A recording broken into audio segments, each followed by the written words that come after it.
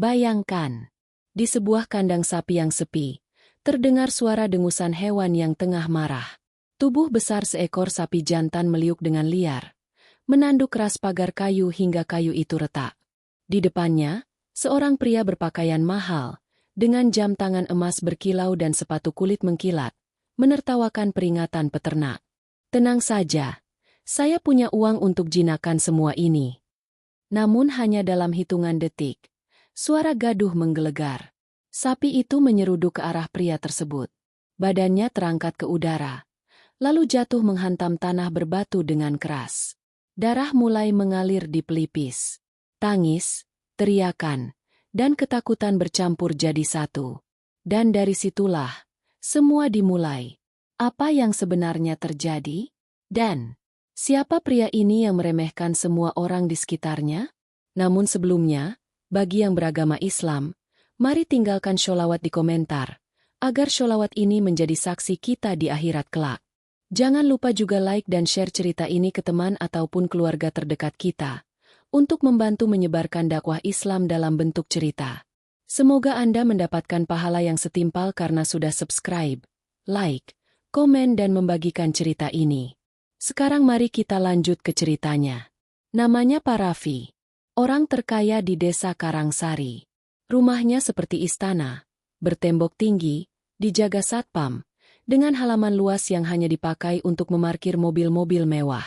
Ia dikenal semua orang, tapi bukan karena kebaikannya, melainkan karena kesombongan dan kepelitan yang luar biasa.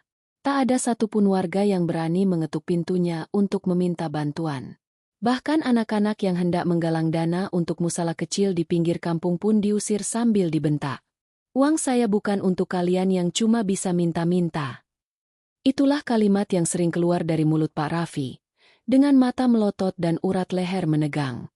Istrinya, Bu Ratna, tak kalah angkuh. Seringkali mengenakan perhiasan berlebihan saat belanja ke warung. Ia sengaja menenteng tas bermerek, berdiri lama di depan ibu-ibu pengajian sambil tertawa-tawa. Padahal mereka tahu, tak ada satupun dari warga yang betul-betul mereka anggap teman. Setiap kali ada acara desa, Pak Raffi akan datang terakhir. Bukan karena sibuk, tapi karena ingin semua mata tertuju padanya. Ia akan turun dari mobil sambil menyalami orang satu persatu, lalu berkata, "Maaf ya, saya baru sempat datang. Tadi rapat sama pengusaha Jakarta." Padahal ia hanya tidur siang. Saat itulah musim Idul Adha mulai terasa di desa. Warga mulai sibuk mencari kambing atau sapi kurban. Ada yang mencicil dari awal tahun, ada yang iuran keluarga. Pak Raffi, ia justru menyeringai penuh rencana. Kalau mereka kurban pakai kambing kecil, saya bakal beli sapi paling besar dari kota sebelah. Biar semua tahu siapa yang paling mampu. Bukan untuk ibadah, tapi untuk gengsi. Untuk pamer, untuk dijadikan bahan konten di media sosialnya. Anak buahnya pun mulai diutus mencari sapi-sapi jumbo. Ia tak peduli soal kualitas ibadah. Yang penting ukurannya besar, harganya mahal, dan fotonya bisa dipajang di spanduk dengan tulisan, "Kurban terbesar Desa Karangsari, dari Bapak Dermawan Raffi." Lucunya, ia sendiri tak merasa sedang menyombongkan diri. Dalam pikirannya, ia justru sedang menginspirasi warga desa agar semangat bekerja. Namun warga desa tahu siapa dia. Mereka hanya menunduk saat melihatnya lewat. Tak lagi marah, hanya bosan dan muak. Namun Allah Maha melihat. Tak ada niat yang disembunyikan darinya. Saat seorang hamba menjadikan ibadah sebagai alat untuk pamer, tak ada keberkahan yang akan mengalir dari situ. Dan tanpa disadari Pak Raffi, azab itu mulai datang perlahan. Dari niat buruk yang tersembunyi dalam diam. Dari kesombongan yang terus tumbuh. Dan dari hati yang tak pernah tahu apa itu ikhlas. Apakah Pak Raffi akan berubah? Atau justru tenggelam dalam kesombongan yang lebih dalam? Angin sore berhembus pelan di desa Karangsari. Langit tampak mendung. Tapi hati para warga justru terasa hangat. Musim kurban memang membawa semangat tersendiri. Di surau kecil, suara ibu-ibu sedang menakar beras untuk sedekah. Di pinggir jalan, Bapak-bapak tengah berdiskusi tentang pembagian daging. Di rumah-rumah sederhana, anak-anak melukis gambar sapi dan kambing di buku tulis mereka. Semuanya terlihat bahagia. Kecuali satu rumah. Rumah yang tinggi, mewah, dan selalu tertutup rapat. Rumah milik Pak Raffi. Duduk di teras rumahnya sambil menyeruput kopi impor, Pak Raffi memandangi aktivitas warga dengan sinis. Lucu ya? Orang-orang itu bela-belai nabung setahun cuma buat beli kambing kecil. Padahal kalau kerja keras kayak saya, mereka bisa beli sapi besar. Suaranya datar, tapi menusuk. Istrinya hanya tersenyum sambil memotong buah di piring kristal. Itu karena mereka lebih suka minta sumbangan daripada kerja. Pantas saja hidupnya gitu-gitu aja. Timpal Bu Ratna. Tak jauh dari sana, anak-anak kecil tampak sibuk membuat tabungan kurban dari kaleng bekas. Mereka menuliskan nama masing-masing, menyimpannya di bawah tempat tidur, lalu menatapnya penuh harap. Mereka tak tahu bahwa Pak Raffi sedang menertawakan harapan mereka dari kejauhan. Hari Jumat pun tiba. Pak Raffi, seperti biasa, datang paling akhir ke masjid. Mobilnya berhenti tepat di depan pintu masjid. Meski sudah diperingatkan agar tidak parkir sembarangan. Langkahnya pelan namun penuh percaya diri. Ia memakai baju koko putih bersih, celana mahal, dan peci dari luar negeri. Orang-orang melirik, namun segera menunduk. Bukan karena kagum, tapi karena tahu, setelah ini pasti ada kalimat yang menyakitkan. Dan benar saja. Usai sholat, Pak Raffi berdiri di depan beberapa jamaah yang sedang berbicara soal kurban. Kalau kurban ya jangan setengah-setengah. Masa kambing kurus dikasih ke Allah? Kapan majunya hidup kalian kalau mikirnya pelit terus? Ucapannya membuat beberapa orang tua tersentak. Pak Yasin, yang baru saja membeli kambing dari hasil menjual perhiasan istrinya, hanya bisa menahan napas. Ia tahu maksud ucapan itu tertuju padanya. Tapi ia tak membalas. Ia hanya beristighfar pelan dalam hati. Tak berhenti di situ. Pak Raffi juga menyuruh asistennya mencetak spanduk besar berisi pengumuman. Segera hadir. Kurban terbesar sepanjang sejarah Desa Karangsari. Dari Bapak Raffi dan keluarga. Spanduk itu dipasang di perempatan desa, di pintu masjid, dan di depan rumahnya sendiri. Anak-anak yang lewat hanya bisa membaca dengan kagum, meski tak sepenuhnya mengerti. Namun para orang tua menggeleng pelan. Ada yang berkata lirih. Seharusnya kurban itu diam-diam, bukan buat dipamerkan. Namun komentar itu tak pernah sampai ke telinga Pak Raffi. Atau mungkin, sudah sampai tapi diabaikan begitu saja. Pada suatu sore, ketika warga sedang berkumpul di depan balai desa untuk rapat kurban, Pak Raffi muncul lagi. Ia mengenakan kemeja lengan pendek, berdiri tegap dengan senyum sinis. Jadi, siapa yang akan jadi panitia pemotongan hewan kurban saya? Saya ingin pastikan semua orang tahu daging dari sapi saya berbeda kualitasnya. Harus dipisah, ya. Kata-katanya dingin, ejem, dan menyayat harga diri. Pak Kepala Dusun mencoba menenangkan. Pak Raffi, insya Allah semua daging kurban akan dibagi rata sesuai kebutuhan. Tak perlu dibedakan. Tapi Pak Raffi menatapnya tajam. Beda, Pak. Sapi saya seharga mobil. Masa disamain sama kambing 2 juta? Ucapan itu membuat beberapa warga menggerutu dalam hati. Namun tak ada yang berani melawan secara terbuka. Mereka tahu, satu kata salah saja bisa membuat bantuan desa tiba-tiba ditahan atau proyek diperumit. Sementara itu, berita tentang sapi jumbo Pak Raffi menyebar ke desa sebelah. Beberapa orang mulai penasaran dan bertanya-tanya. Bahkan peternakan sapi di luar kota pun menghubungi anak buah Pak Raffi, menawarkan sapi-sapi besar berharga ratusan juta. Dan di sanalah, niat buruk yang selama ini dipendam, mulai dijalankan sepenuhnya. Pak Raffi tersenyum puas. Baginya, ini bukan lagi soal kurban, tapi soal kekuasaan. Soal pembuktian, bahwa uang bisa membeli segalanya, termasuk kehormatan. Namun Allah tak tidur. Ketika niat seseorang bukan lagi karena ibadah, tapi karena ingin menjatuhkan orang lain, maka azab bisa datang dari arah yang tak disangka-sangka. Pagi itu, Langit masih mendung ketika deretan mobil mewah berhenti di depan sebuah peternakan sapi besar di luar kota. Debu-debu halus terangkat pelan, mencemari udara sejuk yang sebelumnya bersih. Suasana sepi mendadak berubah geger. Orang-orang di sekitar peternakan melongok dari kejauhan, penasaran siapa gerangan tamu yang datang dengan rombongan seperti pejabat penting. Pintu mobil terbuka. Pak Raffi keluar dengan kacamata hitam, sepatu mengilap, dan langkah percaya diri. Di belakangnya, dua asistennya membawa kamera. Hari itu ia ingin mengabadikan proses pemilihan sapi terbesar sebagai konten, katanya, biar viral. Peternak tua bernama Pak Harjo menyambut mereka dengan ragu. Wajahnya terlihat canggung. Tangannya gemetar menahan rasa tak nyaman. Ia bukan orang yang terbiasa berurusan dengan orang sombong. Namun uang tetaplah uang.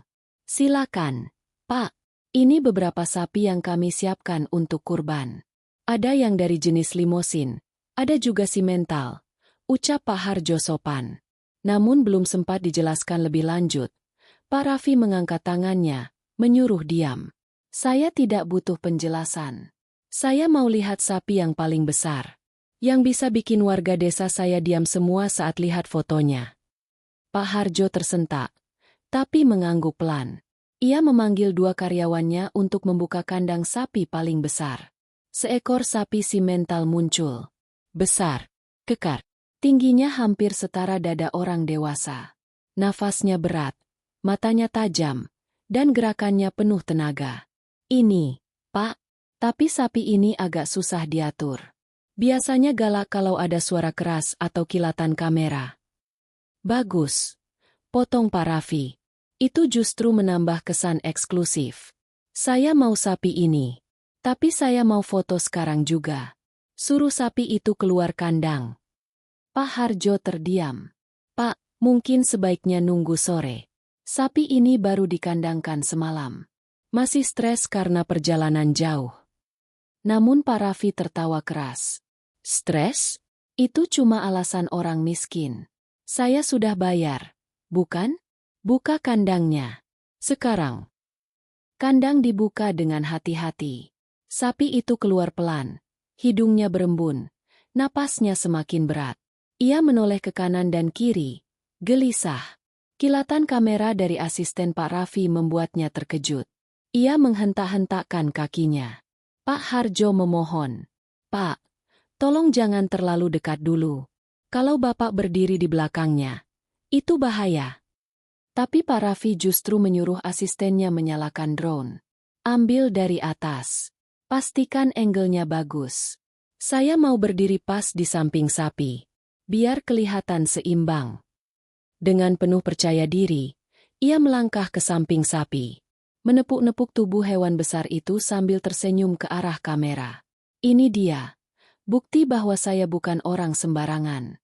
Hanya saya yang bisa kurban sebesar ini. Kalimat itu meluncur dari mulutnya. Namun suara keras dari drone dan kilatan kamera membuat sapi itu mulai gelisah. Ia mengibaskan ekor. Menghentakkan kaki. Kepalanya mulai bergerak ke kiri dan kanan. Matanya menatap ke arah Pak Raffi dengan tajam. Pak Harjo berteriak. Pak, mundur. Sekarang. Itu tanda mau nyeruduk. Tapi sudah terlambat. Dalam hitungan detik. Sapi itu melompat maju. Kepalanya menghantam tubuh Pak Raffi dengan keras. Tubuh Pak Raffi terangkat beberapa jengkal dari tanah, terlempar ke belakang, lalu menghantam tiang pagar kandang. Suara benturan terdengar nyaring. Asistennya menjerit. Pak Harjo menutup wajahnya dengan kedua tangan. Tubuh Pak Raffi tergeletak. Kepalanya berdarah. Napasnya tercekat. Matanya terbuka lebar. Tapi tak lagi sombong. Hanya ada ketakutan. Dan rasa sakit yang menghantam dari tulang rusuk hingga ke dalam dada. Beberapa warga sekitar peternakan berlarian. Istri peternak menjerit dari kejauhan. Asisten Pak Raffi gemetaran sambil menghubungi ambulans. Detik demi detik berlalu dengan sunyi yang menyesakkan. Sapi itu masih berdiri di tempat yang sama, menghembuskan napas berat dari hidungnya. Sementara Pak Raffi, untuk pertama kalinya dalam hidupnya, merasakan bagaimana rasanya tak berdaya. Tak ada uang, Tak ada kamera. Tak ada kekuatan. Hanya tubuh yang ringkih dan luka yang mulai membiru.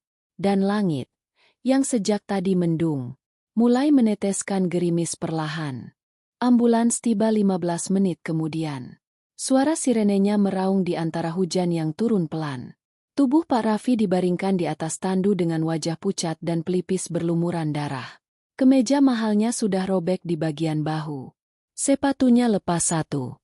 Dan jam tangannya, yang selama ini selalu jadi simbol kekuasaannya, terguling di atas tanah becek, dilindas tanpa sengaja oleh salah satu petugas. Asisten dan sopirnya panik, tapi tak satu pun yang menangis. Semuanya sibuk mencatat kejadian dan menelepon kerabat Pak Raffi. Sementara di dalam ambulans, Pak Raffi hanya bisa meringis. Dadanya terasa nyeri saat bernapas. Kepalanya berat. Dan di sela-sela kesakitan itu, pikirannya mulai kacau. Apa benar ini terjadi padaku? Apa benar aku diseruduk? Di depan semua orang? Bayangan sapi itu terus terputar di kepalanya. Seolah Allah sedang membuka tabir kesombongan satu persatu. Setibanya di rumah sakit, dokter langsung melakukan pemeriksaan. Hasilnya, patah tulang selangka.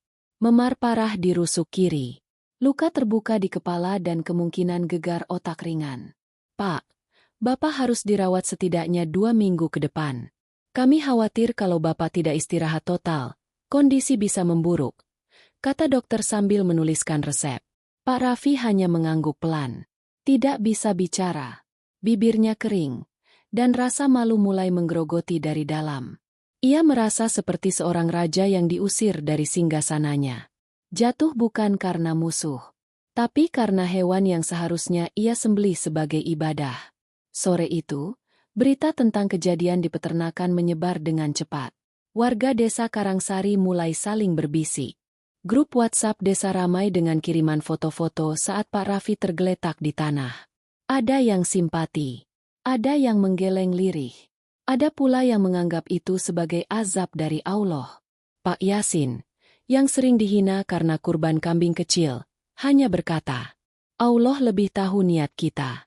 Kurban bukan soal besar atau kecil, tapi soal hati. Ucapan itu membuat beberapa warga menitikkan air mata. Tak karena sedih, tapi karena merasa mendapat pelajaran berharga dari kejadian yang tak disangka-sangka. Di rumah sakit, Pak Raffi terbaring sendirian. Istrinya belum datang. Katanya masih sibuk mencari perhiasan yang hilang saat panik di peternakan. Anaknya sedang berada di luar negeri. Tak ada yang duduk menemaninya. Hanya suara detak jam dinding dan tetesan infus yang jatuh satu persatu. Dingin, dan memalukan. Ia ingin marah. Tapi kepada siapa? Kepada sapi. Kepada Allah? Ia tahu, semua ini bukan salah siapa-siapa. Ia hanya sedang menuai apa yang selama ini ia tanam. Sombong, pamer, menyakitkan hati orang lain, dan menjadikan ibadah sebagai ajang pencitraan. Matanya basah, tapi bukan karena luka, melainkan karena ego yang mulai remuk. Rasa malu yang tidak bisa ditahan. Malam itu, lampu kamar perawatan dimatikan. Perawat sudah pulang. Dan di dalam sunyi yang pekat itu, Pak Raffi menghela napas dalam-dalam. Ia menatap langit-langit yang putih pucat, lalu menutup mata. Dalam hatinya, ia mulai berbicara sendiri. Ya Allah, aku ini siapa? Hanya debu. Tapi selama ini aku bertingkah seperti raja. Aku rendahkan orang-orang yang lebih baik dariku. Aku tertawa atas kesederhanaan mereka. Padahal aku sendiri tak punya ketenangan yang mereka miliki. Tangisnya jatuh. Tak ada suara. Hanya bahunya yang terguncang perlahan. Tapi, apakah itu awal dari taubat? Ataukah hanya emosi sesaat dari hati yang belum sepenuhnya luluh? Esok harinya, sebuah kejutan datang. Dan kejutan itu tidak menyenangkan. Pagi di rumah sakit seharusnya terasa penuh harapan. Namun bagi Pak Raffi, pagi itu adalah tamparan keras dari dunia. Ia membuka mata dengan tubuh yang masih nyeri dan kepala berdenyut. Tapi lebih sakit dari luka fisik itu adalah rasa ditinggalkan. Karena di kursi tunggu, tetap kosong. Tak ada istri, Tak ada anak.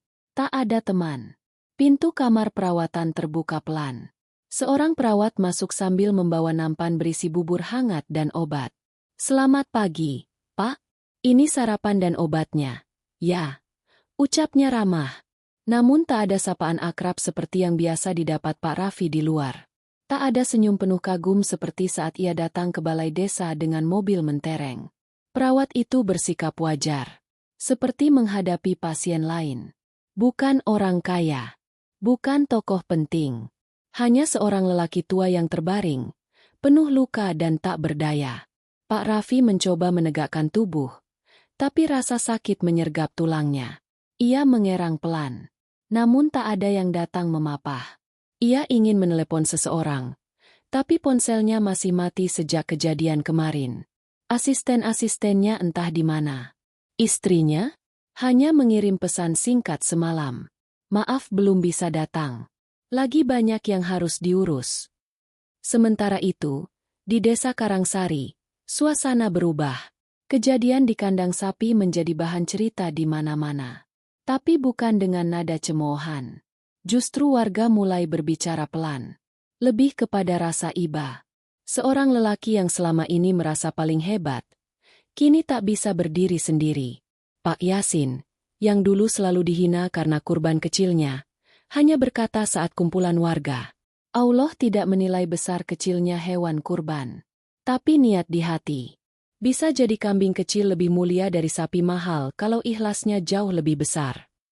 Ucapan itu menancap ke hati orang-orang. Bukan hanya karena bijak, tapi karena datang dari orang yang pernah disakiti Pak Raffi. Beberapa warga mulai menaruh simpati. Ibu-ibu membicarakan kondisi Pak Raffi sambil menumbuk bumbu dapur. Anak-anak diam-diam berkata pelan, "Kasihan ya, Om Raffi. Dulu suka bagi permen." Enggak ding. Enggak pernah." Kembali ke rumah sakit. Pak Raffi mulai merasakan sesuatu yang ganjil. Bukan pada tubuhnya, tapi pada harga dirinya. Ia merasa ditinggalkan. Ia pikir akan banyak yang datang menjenguk. Ia pikir akan ramai wartawan meliput. Ia pikir warga desa akan mengirim bingkisan atau sekadar doa. Namun yang datang hanyalah keheningan. Keheningan yang menelanjangi siapa dirinya yang sesungguhnya. Tanpa harta, tanpa kekuasaan, tanpa penghormatan. Ia hanyalah seorang lelaki tua yang keras kepala dan lupa bahwa dunia ini hanya sementara. Sore harinya, ia mendengar dua perawat berbicara di luar kamar, tanpa tahu bahwa pintunya terbuka sedikit. "Katanya dulu orang kaya ya? Kok nggak ada yang jenguk sih?" "Iya, biasanya yang begitu tuh. Banyak musuhnya. Tapi tetap saja, kalau lagi sakit begini, seharusnya keluarga datang." Mungkin keluarganya juga capek ngadepin sifatnya. Tawa kecil menyusul percakapan itu. Pak Raffi menggertakkan gigi, tapi tak ada tenaga untuk marah. Ia hanya bisa menatap langit-langit. Dan dalam diamnya, hatinya terasa kosong. Bukan karena tak ada yang peduli, tapi karena selama ini, ia tak pernah benar-benar memberi hati pada siapapun. Uang yang ia keluarkan hanya untuk gengsi. Kata-katanya selalu menyakitkan. Pergaulannya dibangun di atas rasa takut orang lain. Dan kini, saat semua itu tak ada, yang tersisa hanya dirinya sendiri. Lemah, kesepian, dan perlahan, mulai sadar. Namun apakah kesadaran itu akan mengubah segalanya? Atau hanya sekadar perasaan sementara yang hilang saat luka sembuh? Sebab di saat ia mulai merenung, seseorang dari masa lalunya tiba-tiba datang. Dan membawa pesan yang menghantam hati jauh lebih dalam dari serudukan sapi. Senja mulai turun pelan di langit kota. Cahaya jingga menyelinap masuk lewat celah tirai kamar rumah sakit, memantul di lantai putih yang dingin. Pak Raffi masih terbaring. Wajahnya lebih pucat dari pagi tadi. Sisa-sisa keangkuhan itu mulai pudar dari matanya. Ia bukan lagi sosok yang suka membusungkan dada dan menyombongkan diri. Kini ia hanya seorang manusia biasa, yang terbaring karena ulahnya sendiri. Pintu kamar itu terbuka pelan. Langkah kaki masuk. Tidak tergesa. Suara sandal rumah sakit menyentuh lantai. lalu berhenti di ujung ranjang. Pak Raffi menoleh pelan, masih dalam posisi berbaring. Seorang lelaki paruh baya berdiri di sana. Tubuhnya kurus, kulitnya gelap terbakar matahari. Bajunya sederhana, tapi bersih. Di tangannya ada kantong plastik putih berisi air mineral dan roti tawar. Mata Pak Raffi membelalak. Lelaki itu bukan dokter, bukan perawat, bukan pula pengusaha dari lingkaran elitnya. Tapi seseorang yang sudah bertahun-tahun ia lupakan, dan pernah ia rendahkan. Assalamualaikum, Pak Raffi. Suara itu pelan, tenang, tapi mengandung dentuman yang menggetarkan hati.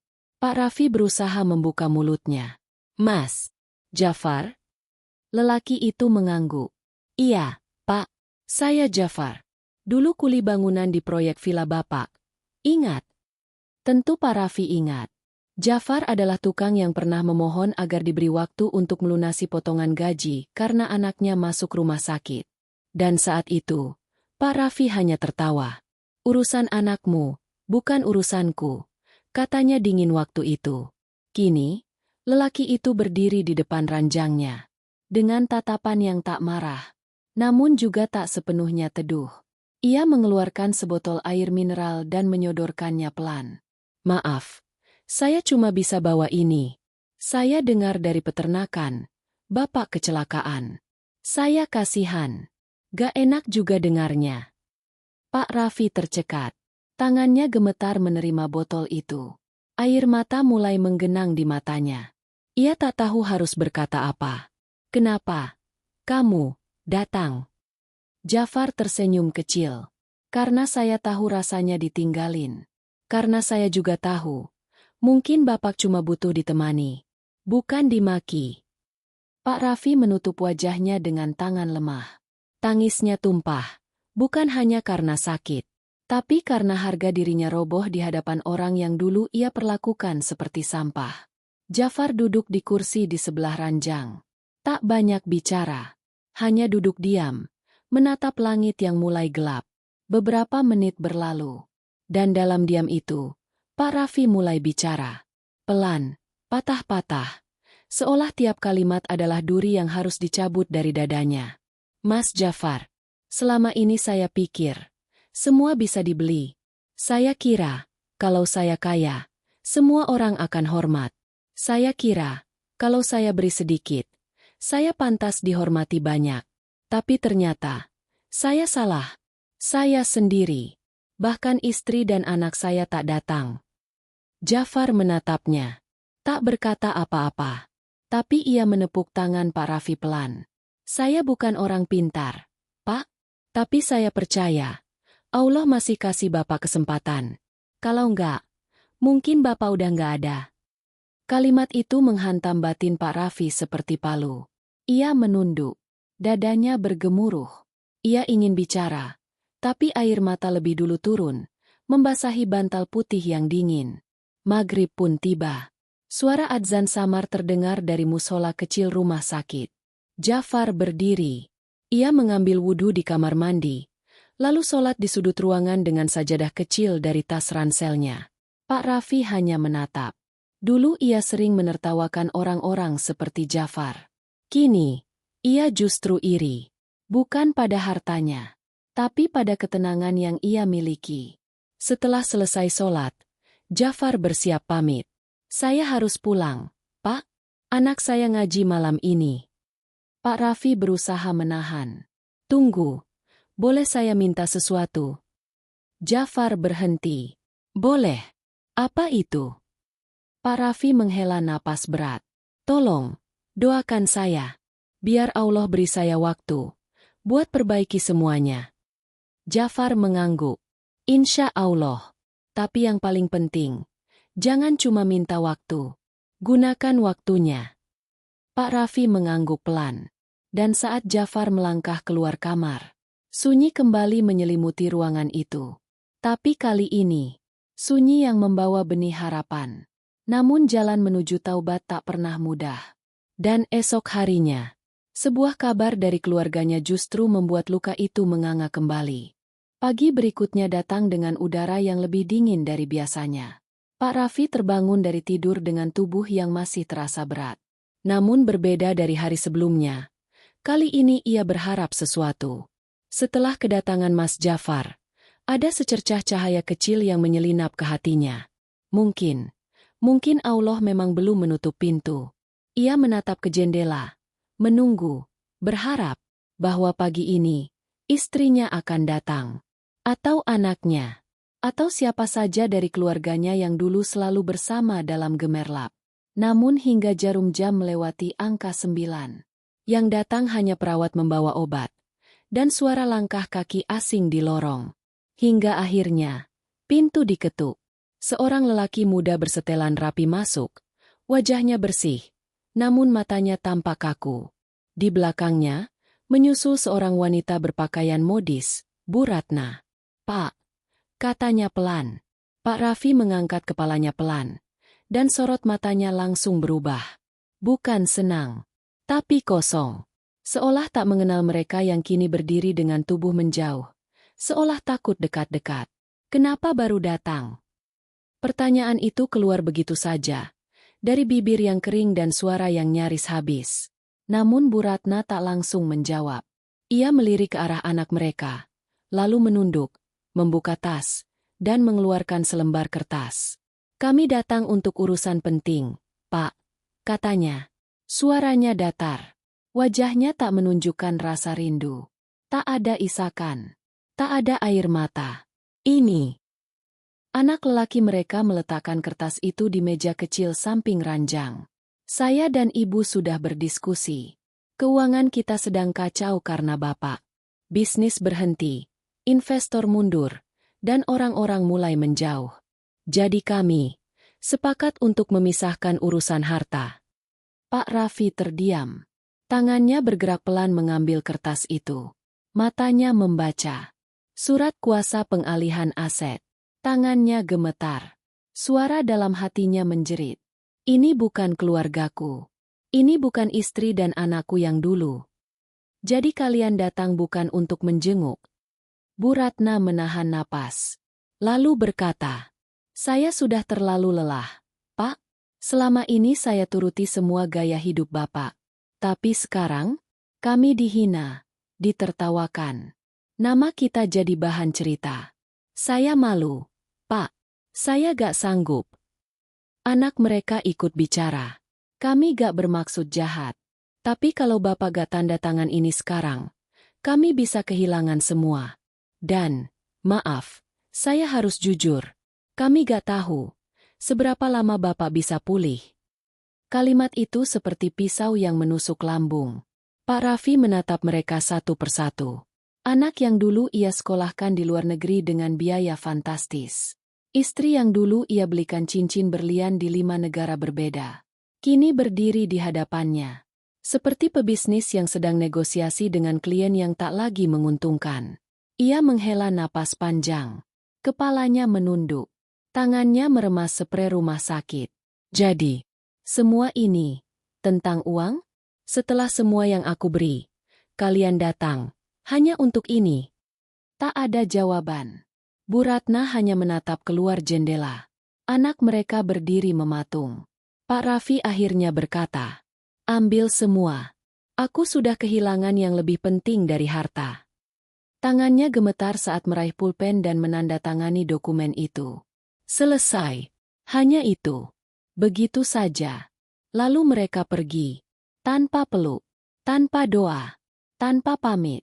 Pak Raffi memandangi punggung mereka yang menjauh. Air matanya jatuh. Namun kali ini, bukan karena sakit tubuh, tapi karena hatinya. Remuk. Runtuh. Selama ini ia membangun rumah, tapi tak membangun keluarga. Selama ini ia menjadikan istri sebagai perhiasan, bukan sebagai teman ibadah.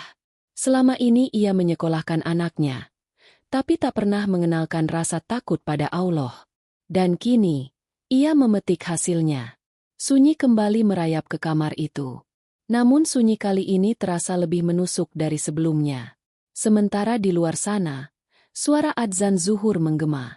Dan untuk pertama kalinya sejak kecelakaan itu, Pak Raffi berusaha duduk. Dengan susah payah. Sambil menahan rasa sakit, ia mengambil air wudhu dengan tisu basah seadanya. Lalu sholat. Pelan. Tertatih. Namun lebih khusyuk dari semua sholat yang pernah ia lakukan sebelumnya. Tapi apakah taubat ini benar-benar datang dari hati? Atau hanya pelarian dari kehancuran?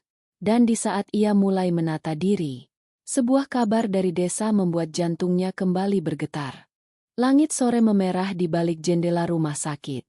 Pak Raffi baru saja selesai sholat asyar. Nafasnya masih berat. Tubuhnya terasa lelah. Tapi kali ini ada yang berbeda. Untuk pertama kalinya sejak lama, ia merasa ringan. Seperti ada beban yang perlahan dilepaskan dari dada. Ia duduk bersandar. Di tangannya ada mushaf kecil pemberian perawat. Ia buka lembar demi lembar dengan tangan gemetar. Namun sebelum sempat membaca lebih jauh, pintu kamarnya diketuk. Seorang pria tua masuk perlahan, membawa koran gulung, dan wajah yang tak asing. "Assalamualaikum, Pak Raffi." "Pak Lurah." "Iya, saya sempat dengar dari warga. Bapak dirawat di sini. Maaf baru bisa menjenguk." Pak Lurah Hasan duduk di kursi samping ranjang, meletakkan koran di pangkuan, dan menatap wajah Pak Raffi dengan raut prihatin. "Bagaimana kabarnya, Pak?" Pak Raffi tersenyum tipis. "Masih hidup. Itu saja sudah cukup." Pak Lurah mengangguk pelan. Lalu, ia mengeluarkan sesuatu dari saku bajunya, selembar foto yang sudah agak kusut. Foto seekor sapi besar. Sapi milik Pak Raffi, yang kemarin menyeruduknya. "Ini, sapi Bapak," katanya. "Sudah kami potong pagi tadi." Panitia kurban memutuskan tetap menerimanya. Pak Raffi terdiam. Pandangan matanya kosong. Kemudian ia bertanya pelan. "Kenapa? Dipotong juga? Bukankah kurban itu harus dari niat yang ikhlas?" Pak Lurah tersenyum lembut. "Itu yang awalnya kami pertanyakan juga, Pak. Tapi tadi malam, panitia berdiskusi. Dan mereka bilang daging dari sapi itu bisa memberi makan banyak keluarga. Apalagi tahun ini banyak warga yang kehilangan pekerjaan. Kalau tak dimanfaatkan, malah mubazir." Pak Raffi menunduk. Air matanya menetes tanpa suara. Ia merasa seperti sedang ditampar oleh kenyataan.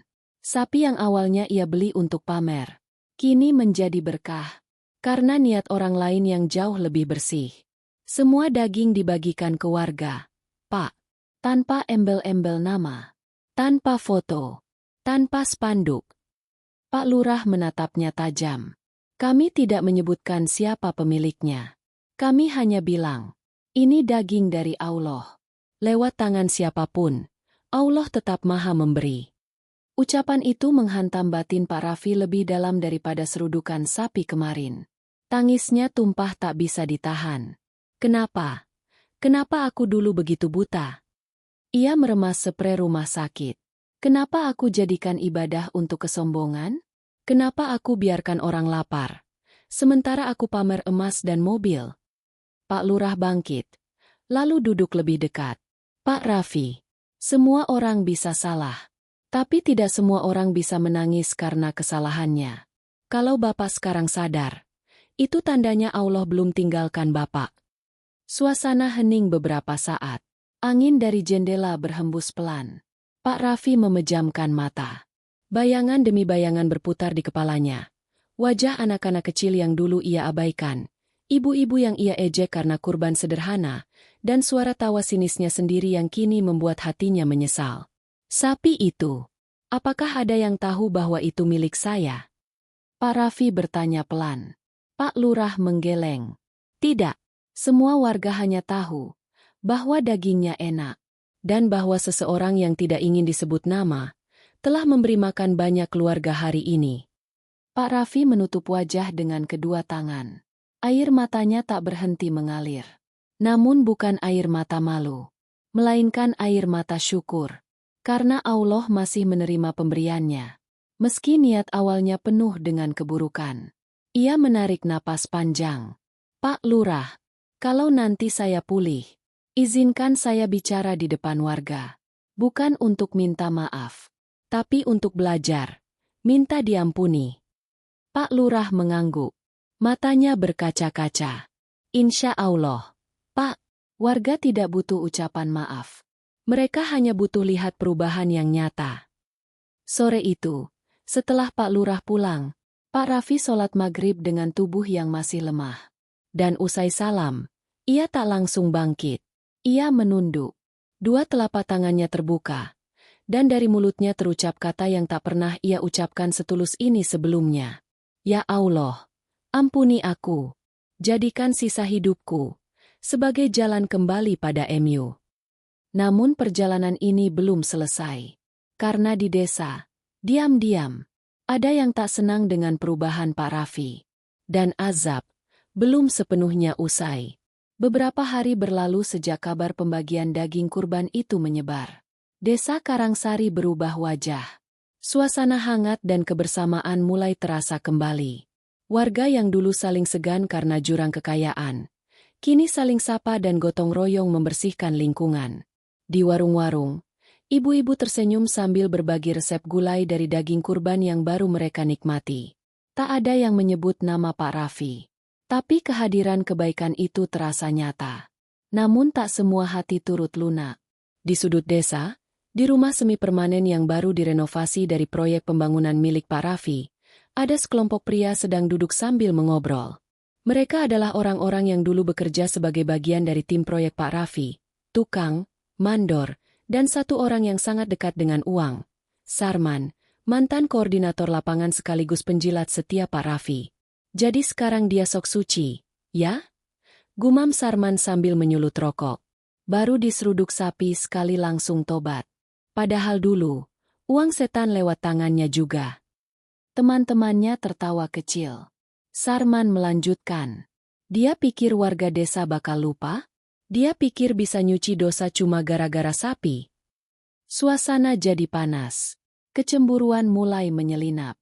Apalagi Sarman pernah merasakan bagaimana hidup enak saat dekat dengan Pak Raffi. Dapat proyek, dapat tips, dan bisa pamer juga meski bukan hartanya sendiri. Tapi sejak kecelakaan itu, semua berubah. Akses ke uang tertutup. Bisnis terhenti. Nama Pak Raffi jatuh. Dan Sarman pun ikut terseret. Kehilangan segalanya. Mau saya kasih tahu ya? Kata Sarman sambil menatap langit. Orang seperti dia tuh gak bisa berubah. Kalau dia pulang nanti, saya pastikan dia tahu bahwa saya belum selesai sama dia. Salah satu dari teman-temannya bertanya pelan. Emang kamu mau apa? Sarman tertawa sinis. Mau saya bongkar semuanya. Transaksi gelap, proyek fiktif, dana masjid yang dulu dikorupsi. Biar sekalian saja. Biar semua tahu siapa dia sebenarnya. Teman-temannya mulai gelisah. Tapi tak ada yang berani melarang. Sarman terlalu licin. Terlalu banyak tahu. Dan terlalu haus untuk dihormati kembali. Sementara itu, di rumah sakit, Pak Raffi perlahan mulai bisa berdiri. Dokter mengatakan, kalau proses pemulihan berjalan baik, minggu depan ia bisa pulang.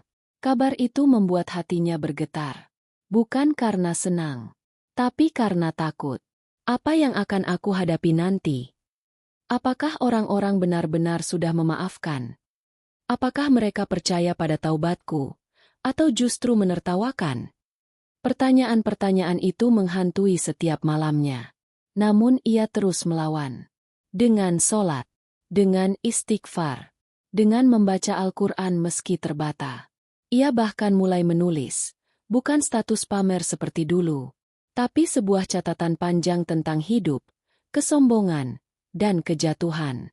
Judulnya sederhana, Diseruduk untuk Bangkit.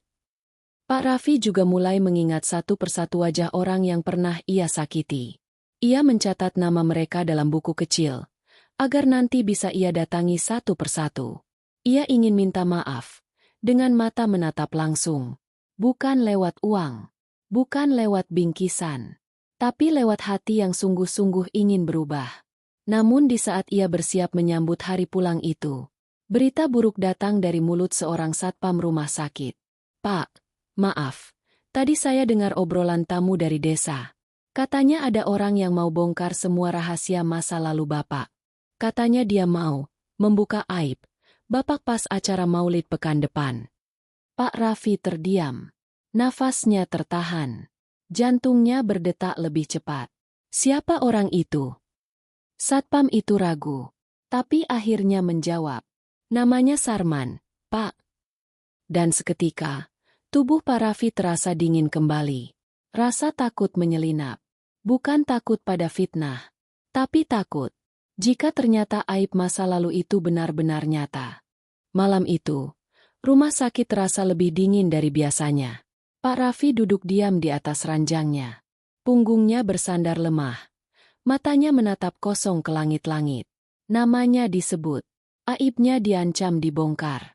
Dan yang lebih menyakitkan, semua itu mungkin bukan fitnah. Ia tahu siapa Sarman. Dulu, saat Pak Raffi masih berada di puncak kesombongannya, Sarman adalah tangan kanannya. Sarman tahu semua rahasia, dari proyek tanpa laporan, dana bantuan yang dialihkan ke rekening pribadi, hingga renovasi musala yang dikerjakan setengah hati, tapi dilaporkan seolah sempurna. Semua itu bukan sekadar cerita. Itu nyata. Dan kini, dosa-dosa lama itu kembali menampakkan wajahnya. Pak Raffi membuka catatan kecil yang beberapa hari terakhir ia isi dengan nama-nama orang yang ingin ia temui untuk minta maaf. Di halaman terakhir, ia menulis, "Kalau Allah membuka semua aibku, aku tak sanggup menanggungnya. Tapi kalau aku diam, mungkin aku akan menyesal seumur hidup." Ia tahu, selama ini ia terlalu terlena. Uang menutupi rasa takutnya pada akhirat. Jabatan menutupi rasa malu atas kebusukannya. Dan sekarang, Allah mencabut semua itu satu persatu. Pak Raffi berdiri perlahan. Dengan bantuan tongkat, ia menuju tempat wudhu. Lalu kembali, duduk di atas sajadah kecil yang disiapkan oleh perawat muslimah. Ia sholat malam. Dan di dalam sujudnya, ia menangis seperti anak kecil yang kehilangan arah. Ya Allah, aku tidak minta Engkau sembunyikan aibku. Aku hanya minta, berikan aku kekuatan untuk mengakuinya dengan jujur. Pagi harinya, ia meminta izin pada dokter untuk pulang lebih cepat. Bapak masih butuh observasi seminggu lagi, kata dokter. Tapi Pak Raffi memaksa. Ada hal yang lebih penting dari sakit saya. Hati saya yang harus segera disembuhkan. Akhirnya, dengan persetujuan tertulis, ia diizinkan pulang. Ia mengenakan baju biasa, tanpa jas mahal, tanpa jam emas. Ia hanya membawa satu tas kecil berisi pakaian ganti dan mushaf Al-Quran. Tak ada asisten. Tak ada mobil mentereng. Hanya satu tukang ojek desa yang ia pesan lewat ponsel pinjaman. Saat tiba di desa Karangsari, suasana sunyi menyambut. Tidak ada yang tahu kalau Pak Raffi pulang hari itu. Ia sengaja merahasiakannya. Bukan untuk menciptakan kejutan.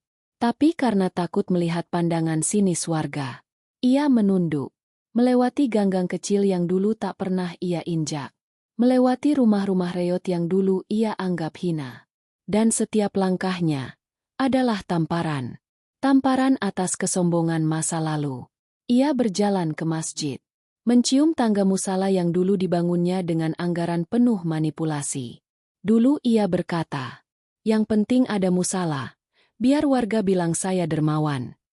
Kini ia menunduk di depannya, menangis sambil berbisik, "Ya Allah, bangunan ini dulu bukan karena takut pada MU, tapi karena takut pada citra. Ampuni aku." Tapi taubat saja tidak cukup. Karena keesokan harinya, di tengah pengumuman acara Maulid Desa, sebuah poster mulai tersebar. Di warung, di tiang listrik, bahkan di depan masjid. Pengakuan terbuka. Siapa sebenarnya Pak Raffi? Disampaikan oleh Sarman. Hari Jumat malam, Balai Desa. Orang-orang mulai berbisik. Iya ya, dulu kok bisa dia cepat kaya? Jangan-jangan proyek jalan itu juga? Kalau benar, ini bakal jadi malu besar. Pak Raffi gemetar saat membaca poster itu di depan rumahnya. Tangan tuanya mencengkeram pinggir pagar. Matanya kabur. Kakinya lemas. Bukan karena takut pada hinaan. Tapi karena tahu. Sarman tidak bohong. Kebusukan itu ada. Dan akan terbuka. Malamnya, Pak Raffi kembali sujud. Air matanya membasahi sajadah. Dan kalimat lirih terucap. Kalau ini adalah caraku untuk bersih, maka biarlah aku dibuka di depan manusia. Asal engkau tutupi aibku di hadapan MU. Ya Allah. Namun malam itu belum selesai. Karena setelah ia selesai berdoa, pintu rumahnya diketuk. Dan suara dari luar berkata, Pak Raffi, saya dari pengurus masjid. Ada yang ingin Bapak tahu soal acara Jumat malam nanti. Pintu kayu tua itu diketuk pelan. Pak Raffi membuka mata. Masih duduk di atas sajadah dengan mukena yang belum sempat dilepas. Keringat membasahi pelipis. Tangannya masih gemetar menahan sesak yang belum reda sejak membaca poster siang tadi.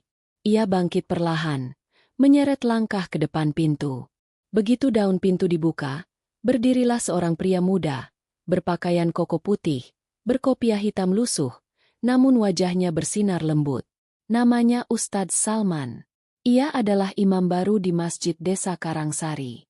Bukan lulusan pesantren besar, bukan pula ustadz terkenal. Tapi ucapannya selalu menyejukkan.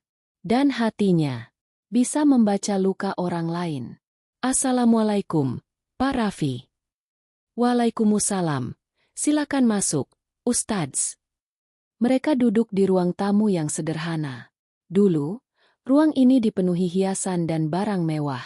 Kini hanya ada sehelai karpet usang, satu teko teh, dan dinding yang sudah mulai retak.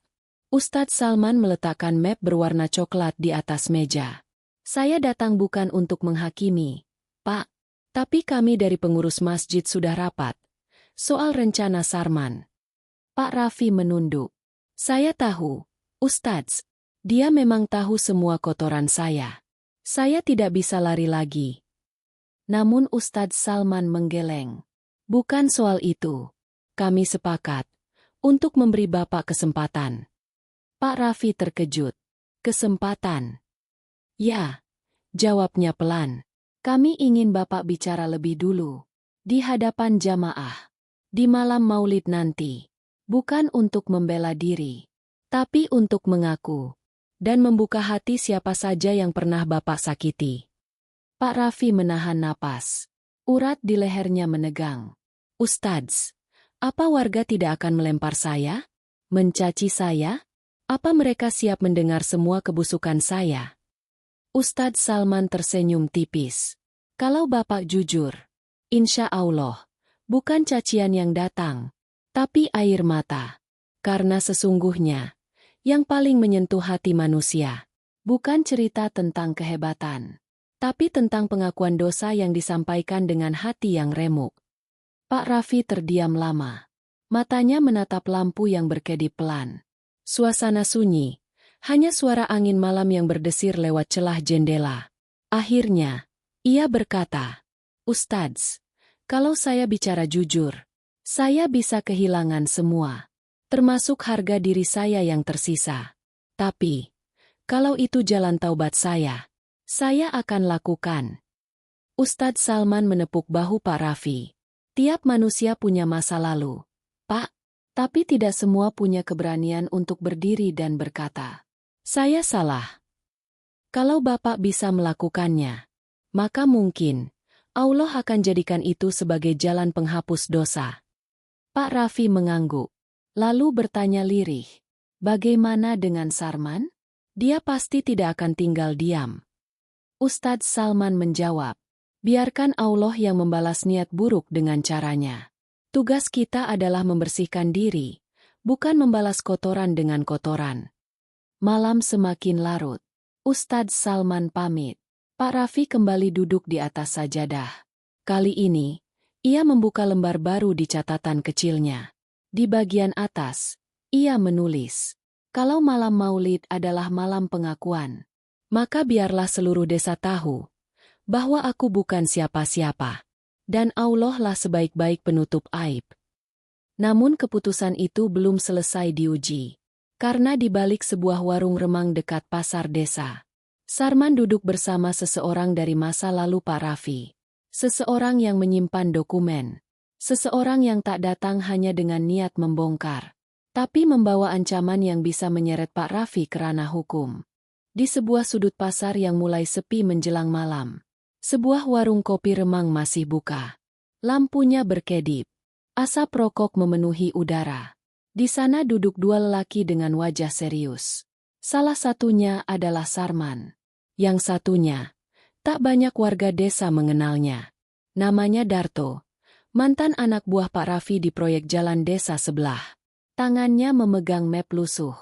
Di dalamnya, puluhan lembar fotokopi dokumen, berisi laporan keuangan palsu, tanda tangan manipulatif, dan bukti transfer dari rekening proyek desa ke rekening pribadi atas nama seseorang. Dan ya, nama itu adalah Raffi Darmawan, yang sekarang tengah berusaha memperbaiki hidupnya. Kalau kamu kasih saya panggung malam itu, kata Darto pelan, aku akan bicara. Di depan semua warga. Aku akan tunjukkan bukti ini. Dan dia, bukan cuma akan malu, tapi bisa masuk penjara. Sarman mengangguk sambil menghembuskan asap rokok. Kau dapat bagian, tenang saja. Kita sama-sama tahu dia dulu semena-mena. Tapi yang orang gak tahu, kita juga ikut ambil bagian di belakang. Masalahnya, cuma dia yang disorot. Darto tertawa pendek. Kita bersihkan nama kita, dengan menjatuhkan dia. Sekali tepuk, dua bangkai. Habis dia, kita bisa rebut kembali proyek-proyek yang dulu kita pegang.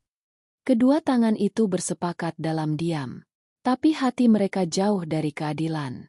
Mereka bukan menuntut kebenaran. Mereka hanya menunggangi aib. Untuk menegakkan dendam. Sementara itu, di rumah kecil yang dulu megah, Pak Raffi duduk di depan cermin. Kemeja putih sederhana tergantung di pintu. Besok malam adalah malam Maulid. Malam di mana ia akan berdiri di depan seluruh warga dan membuka aibnya sendiri. Ia hafal betul semua yang akan ia katakan. Tentang proyek yang dimanipulasi. Tentang dana masjid yang disunat. Tentang sapi kurban yang dibeli bukan karena keikhlasan, melainkan kesombongan. Tapi ia belum tahu bahwa ada orang lain yang akan membongkarnya lebih dulu. Dengan versi yang lebih kejam. Tanpa ruang untuk bertaubat. Tanpa niat menyelamatkan. Esoknya, pagi hari, Pak Raffi pergi berjalan kaki ke balai desa. Ia meminta izin pada Pak Lurah untuk bicara dalam acara Maulid. Pak Lurah terdiam sejenak, lalu mengangguk. Bapak yakin? Pak Raffi mengangguk mantap. Kalau aku masih takut pada manusia, berarti aku belum takut pada Allah. Pak Lurah menatap mata Pak Raffi. Tak ada lagi sorot kesombongan di sana. Hanya gurat-gurat lelah. Dan kesungguhan yang tak bisa dibuat-buat. Namun setelah Pak Raffi pergi, Pak Lurah menerima satu amplop hitam misterius dari petugas keamanan. Isinya, fotokopi bukti korupsi dari masa lalu. Dan surat ancaman yang berbunyi. Jika Pak Raffi berbicara di malam Maulid, maka kami yang akan bicara lebih dulu. Dengan lebih lantang. Dengan lebih kejam. Dan tak akan ada pintu ampun untuknya. Pak Lurah menggenggam surat itu. Wajahnya muram. Ia tahu, besok malam bukan sekadar acara Maulid, tapi malam pengadilan, yang bisa menumbangkan, atau menyelamatkan. Malamnya, Pak Raffi sujud lebih lama dari biasanya. Air matanya tak berhenti mengalir. Dalam doanya, ia tak lagi meminta keselamatan. Tapi meminta kekuatan untuk menerima apapun yang terjadi. Dan pada saat yang sama, Sarman dan Darto menyiapkan suara, bukti, dan amarah. Mereka akan datang bukan sebagai warga biasa, tapi sebagai algojo, yang membawa masa lalu sebagai senjata.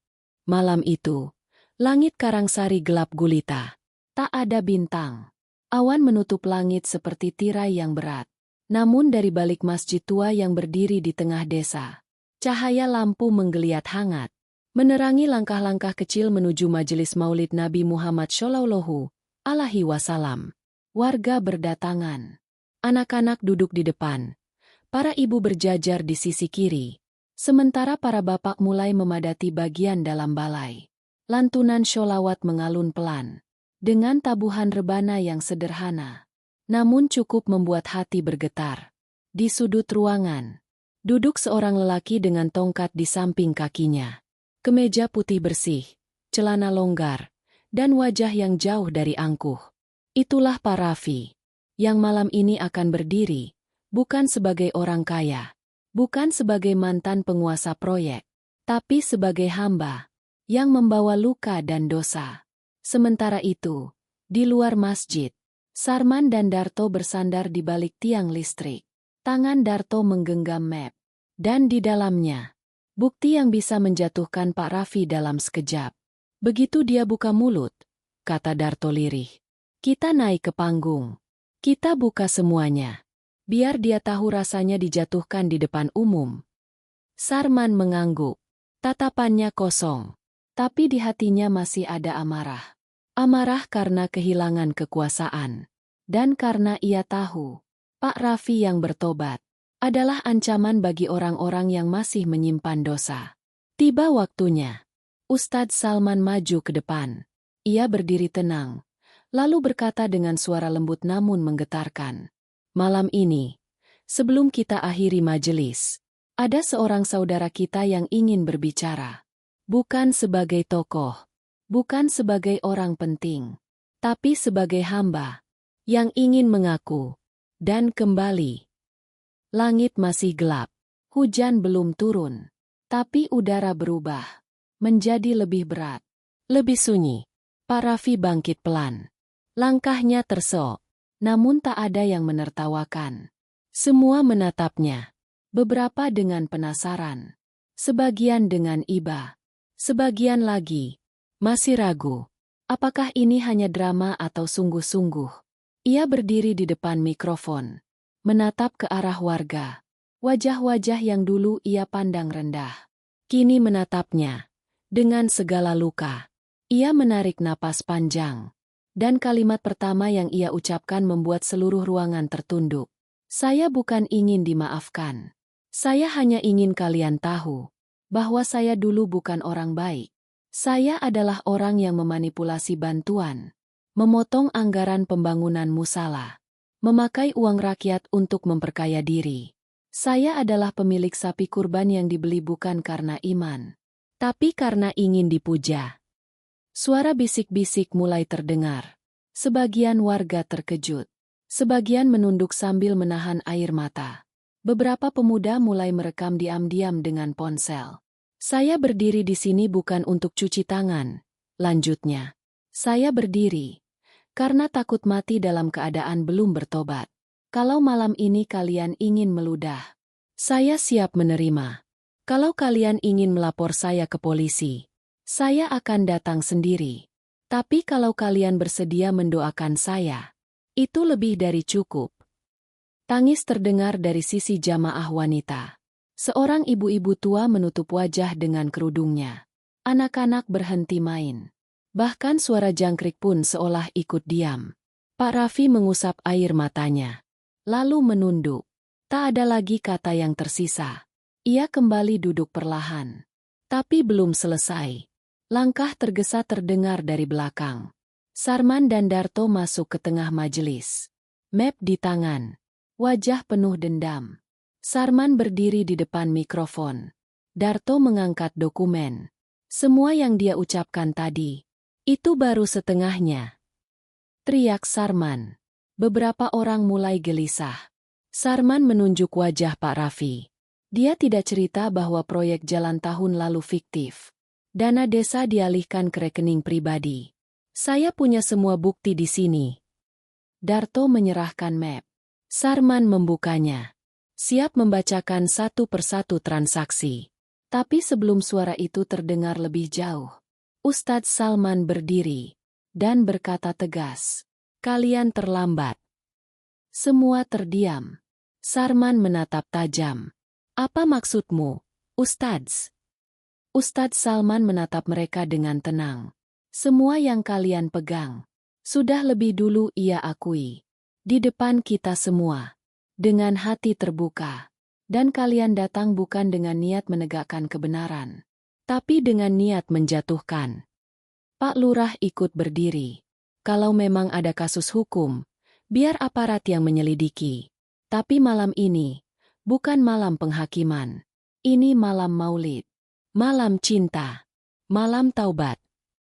Map itu jatuh ke lantai. Sarman terpaku. Darto memalingkan wajah. Mereka kalah. Bukan karena argumen. Tapi karena satu hal. Keikhlasan. Pak Raffi menangis. Bersujud di lantai. Ditarik oleh Ustadz Salman. Dipeluk oleh warga. Tangisan pecah. Bukan tangis penyesalan saja. Tapi tangis persaudaraan. Yang selama ini hilang karena kesombongan. Dan malam itu, untuk pertama kalinya, langit Karangsari turun hujan. Rintik pelan yang menyapu debu. Dan membersihkan dosa-dosa yang ditumpuk bertahun-tahun. Fajar menyingsing perlahan di desa Karangsari. Langit yang semalam gelap, kini berwarna lembayung. Embun membasahi rumput. Udara terasa dingin namun menenangkan. Suara ayam berkokok pelan. Disambut lantunan adzan subuh dari masjid yang dulu dibangun dengan anggaran kotor. Namun kini, seolah disucikan oleh air mata dan taubat yang benar-benar tulus. Pak Raffi bangun dengan tubuh yang masih terasa berat. Namun hatinya ringan. Ia berwudhu, melangkah tertatih ke masjid. Tak ada pengawalan. Tak ada sorotan. Tapi setiap langkahnya adalah doa. Dan setiap sujudnya adalah air mata. Setelah sholat subuh, warga tak langsung pulang. Mereka berkumpul di pelataran masjid. Beberapa anak muda membantu merapikan sandal-sandal. Pak Yasin, yang dulu dikatai Pak Raffi karena hanya bisa kurban kambing kurus, kini datang menepuk bahu orang yang pernah menyakitinya. Pak Raffi, saya gak pernah dendam. Saya cuma sedih waktu itu. Tapi sekarang saya malah bersyukur. Bisa lihat Bapak berubah. Pak Raffi menatap wajah Pak Yasin, lalu memeluknya erat. Maafkan saya. Saya dulu terlalu sibuk dengan dunia. Sampai lupa, dunia ini bukan rumah. Hanya tempat singgah. Beberapa warga ikut menangis. Bukan karena sedih, tapi karena lega. Lega bahwa seseorang yang selama ini dianggap paling keras kepala, akhirnya bisa lunak. Lega bahwa Allah masih sudi mengetuk hati yang dulu beku. Hari-hari berikutnya berjalan pelan namun hangat. Pak Raffi mulai keluar rumah. Bukan untuk pamer, tapi untuk menunduk, menyapa, dan mendengar. Ia datang ke rumah warga yang pernah ia sakiti. Memberikan bingkisan tanpa nama. Kadang hanya berupa beras, minyak, atau buku tulis anak sekolah. Ia juga datang ke madrasah kecil di ujung desa. Tempat dulu ia pernah menolak permintaan bantuan renovasi. Kini ia duduk bersila di terasnya, menyerahkan amplop kecil, dan berkata, "Jangan sebut nama saya. Saya hanya ingin ini jadi penghapus dosa saya yang lama." Bu Ratna, istrinya, awalnya masih ragu. Namun melihat perubahan suaminya yang tak lagi bicara soal bisnis dan saham, melainkan soal sedekah, pengajian, dan anak-anak yatim. Perlahan hatinya pun tersentuh. Ia pulang ke rumah, menyimpan tas-tas bermerek ke dalam lemari. Memulai langkah yang sama. Menyapu halaman sendiri. Membuka jendela rumah. Dan ikut dalam majelis taklim yang dulu pernah ia ejek. Anaknya di luar negeri, yang semula cuek dan rakus akan warisan, mulai mengirim pesan. "Ayah, aku lihat videonya. Aku menangis. Aku malu dulu hanya minta uang. Kalau nanti ayah izinkan, aku ingin pulang. Belajar untuk menjadi orang yang benar-benar berguna." Suatu hari, Sarman duduk sendiri di warung kopi. Map lusuh berisi bukti aib masih ada di tangannya. Namun ia sadar, map itu kini tak punya kekuatan lagi. Semua sudah terbuka. Dan tidak ada yang bisa menghancurkan orang yang jujur. Ia menyobek lembar demi lembar. Lalu membakar sisa-sisanya dengan korek kecil. Asap tipis membubung. Membawa rasa iri dan dendamnya pergi. Perlahan-lahan. Darto kembali jadi buruh kasar. Tak lagi menggertak. Hanya menyendiri. Mungkin menunggu giliran hidayah. Yang datang dengan cara berbeda. Dan pada satu Jumat pagi, Pak Raffi berdiri di depan masjid. Dikelilingi anak-anak kecil yang sedang antre menerima perlengkapan sekolah. Bukan bantuan dari pemerintah, tapi dari dana pribadi yang dulu disimpan untuk investasi. Ia menunduk, tersenyum, mengusap kepala anak-anak itu. Lalu berkata pelan, "Dulu saya pikir semua bisa dibeli dengan uang. Ternyata tidak. Ternyata, hanya satu yang bisa menyelamatkan kita. Taubat yang sungguh-sungguh. Dan amal yang tidak pakai nama." Langit biru cerah. Bayangan Pak Raffi memanjang di halaman masjid. Bukan lagi bayangan penguasa, tapi bayangan seorang hamba yang telah jatuh, tersungkur, lalu bangkit, dengan luka, dengan air mata, dengan aib yang tak disembunyikan, namun dijadikan jembatan menuju rahmat Allah. Beberapa bulan telah berlalu sejak malam Maulid yang mengubah segalanya. Desa Karangsari tak lagi sama. Bukan karena pembangunan besar, bukan karena proyek modernisasi, tapi karena satu hal. Tauladan dari seorang lelaki yang dulu angkuh, lalu luluh, dan kini menjadi sumber pelajaran hidup bagi banyak orang. Pak Raffi bukan lagi pusat kekayaan, tapi jadi tempat orang bercerita. Anak muda datang padanya untuk minta nasihat, bukan pinjaman. Ibu-ibu datang bukan untuk mengeluh, tapi untuk mengajak ikut pengajian. Dan anak-anak menggenggam tangan Pak Raffi tanpa takut, karena mereka tahu, tangan itu tak akan lagi meremehkan mereka. Suatu sore, di bawah pohon mangga tua dekat masjid, Pak Raffi duduk bersama Ustadz Salman. Keduanya menyeruput teh hangat, menatap anak-anak kecil yang sedang mengaji di teras musala. "Saya masih merasa malu, Ustadz," kata Pak Raffi pelan. "Rasanya, hidup saya dipenuhi dosa yang tak mungkin bisa dihitung." Ustadz Salman menatapnya dengan senyum tenang. "Pak Raffi, justru orang yang mengakui dosanya dan menangisinya di hadapan Allah lebih mulia dari orang yang merasa suci tapi menyembunyikan kesombongan." Pak Raffi mengangguk. "Dulu saya pikir aib itu harus ditutup rapat-rapat. Tapi ternyata, kalau kita sembunyikan dari manusia, tapi kita juga sembunyikan dari diri sendiri, maka aib itu akan membusuk dalam jiwa." Matanya menerawang jauh. Ia teringat kembali malam saat ia diseruduk sapi, saat darah mengalir dari kepalanya, saat suara-suara ramai berubah jadi sunyi. Saat itu, ia pikir hidupnya berakhir. Padahal justru disitulah hidupnya dimulai. Kini, setiap Jumat, Pak Raffi datang ke musala lebih awal, menyapu pelataran, menyusun sandal. Ia tak lagi naik mobil. Ia naik sepeda, atau jalan kaki. Dan jika ditanya orang, "Kenapa Bapak tak pakai mobil?" ia hanya tersenyum dan menjawab, "Karena saya sedang mengejar ridho Allah, bukan kecepatan dunia." Ia juga menjadi donatur tetap madrasah, tapi tak ada namanya di papan sumbangan. Karena katanya, "Dulu saya menaruh nama besar agar dipuji. Sekarang, biarlah hanya malaikat yang mencatat." Pada suatu hari, seorang wartawan dari kota datang ke Karangsari. Ia ingin menulis kisah perubahan Pak Raffi, ingin mewawancarainya, ingin memviralkan taubatnya. Tapi Pak Raffi menolak dengan lembut. "Maaf, biarlah cerita ini tetap di sini. Saya takut, kalau nanti cerita ini viral, saya akan kembali sombong." Wartawan itu heran. "Lalu, apa yang ingin Bapak tinggalkan di dunia ini?" Pak Raffi menatap langit, lalu menjawab, "Saya ingin, kalau suatu hari saya mati, orang-orang hanya berkata, 'Dia memang pernah hina.' Tapi dia pulang dalam keadaan hina yang mengerti siapa Tuhannya."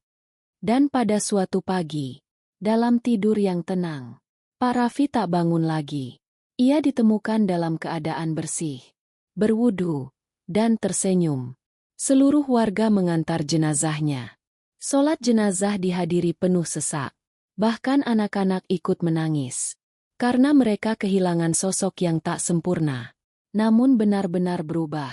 Di batu nisannya tak tertulis, "Pengusaha hebat." Tak tertulis, "Dermawan besar." Hanya nama sederhana. Dan satu kalimat yang diminta ditulis sebelum wafat. Semoga Allah mengampuni orang yang dulu sombong dan menerima orang yang berusaha pulang. Dan di atas tanah yang basah, warga membaca Al-Fatihah. Udara sore itu sunyi, tapi penuh makna. Karena aib yang dulu ditakuti, kini telah menjadi cahaya yang menuntun orang lain menuju kebenaran. Tamat. Demikianlah akhir dari kisah azab si kaya pelit, diseruduk saat pamer sapi.